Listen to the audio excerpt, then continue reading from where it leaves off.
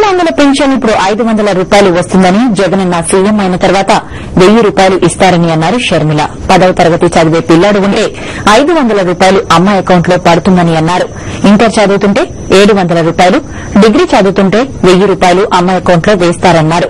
గుంటూరు జిల్లా కంటంరాజు కొండూరులో రచ్చబండ నిర్వహించిన షర్మిల జగనన్న సీఎం అయితే కష్టాలు పోతాయని అన్నారు. జగనన్న సీఎం అయితే మహిళలకు, రైతులకు వడ్డీ లేకుండానే రుణాలు ఇస్తారని షర్మిల చెప్పారు.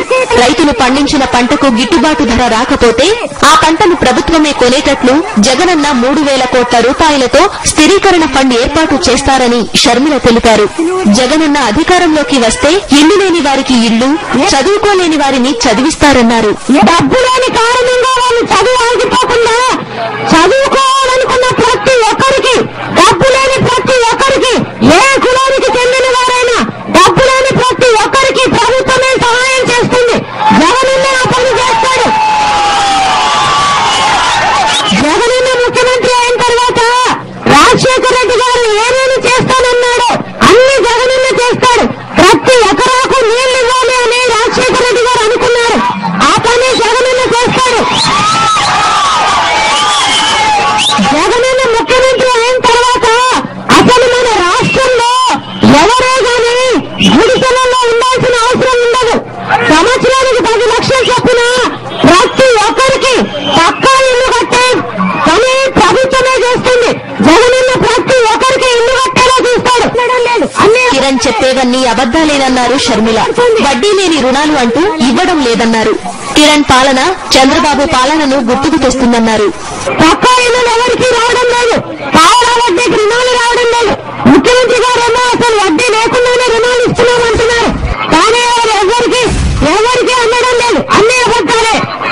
2 రూపాయలు వడ్డీ పడుతుంది.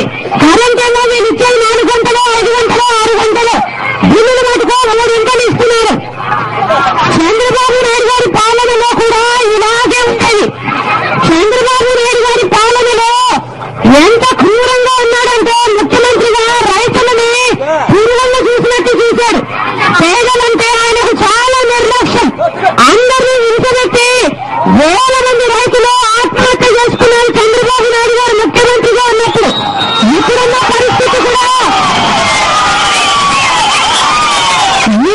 పరిస్థితి కూడా అలాగే ఉంది. కాలంలో నీళ్లు లేవు. ఎప్పుడో చంద్రబాబు నాయుడు గారు ముఖ్యమంత్రిగా ఉన్నప్పుడు కాలంలో నీళ్లు లేవు.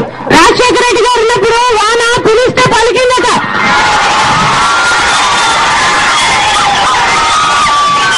ఇప్పుడు మళ్ళీ నీళ్లు లేవు.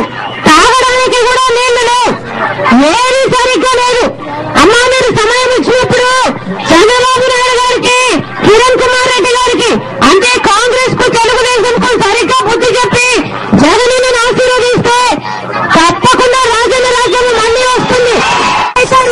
జగనన్న సీఎం అయితే రాజన్నలా పరిపాలన చేస్తారని షర్మిల చెప్పారు. తమ గ్రామానికి వచ్చిన షర్మిలకు కంఠంరాజు కొండూరు మహిళలు శారీని బహూకరించారు.